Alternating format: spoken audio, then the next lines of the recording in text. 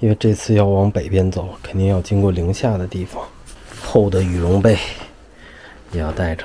现在正套被套呢，好复杂。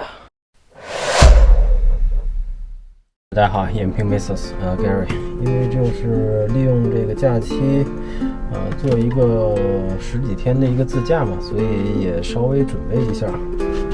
主要是因为现在呢正好是秋天，但是我们会往内蒙那边往北拐一下走，所以内蒙那边包括张家口的一些山区，夜晚温度肯定是零下的。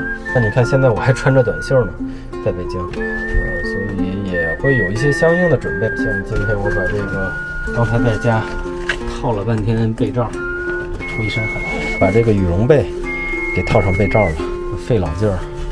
然后其他的呢，我准备还是比较充分的。在张家口冻怕了，详见这一期。我介绍一下，像这个柴暖，之前已经介绍过，对吧？已经开了，这个我已经会用了。对，就是还都是比较方便。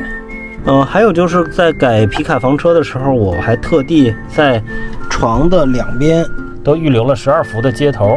所以你看这个12伏呢，我是平时在床头这边充电就很方便。然后还有这块，你看这块我是准备插这个电热毯。电热毯呢也是有很多可以选用12伏的接头，这样的话插上以后，包括这个也都是温控的，就是可以设档位啊，保暖时间，这样两边我都可以铺设电热毯，再加上厚的羽绒被。还有柴暖，我觉得这个房厢里面夜间温度怎么也得20多度、30度的，可能比家应该会比家里面都热。然后现在我就把这个电热毯呀、羽绒被我都装一下，然后把夏天的被收起来。对，所以现在这两边电热毯都已经搞定了，然后使用方式也比较简单，这12伏的电源可以设时间嘛。然后这温度的档位，然后就是再带上羽绒被就搞定了。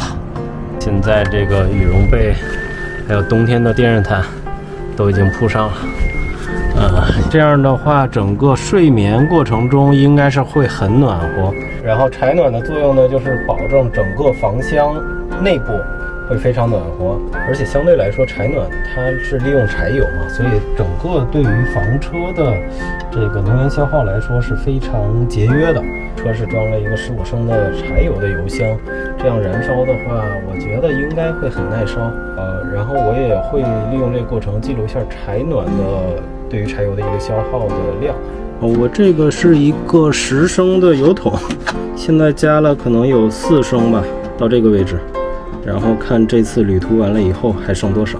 然后如果大家对这种房车旅行，包括一些地方人文自驾感兴趣的，也欢迎订阅关注。谢谢，拜拜。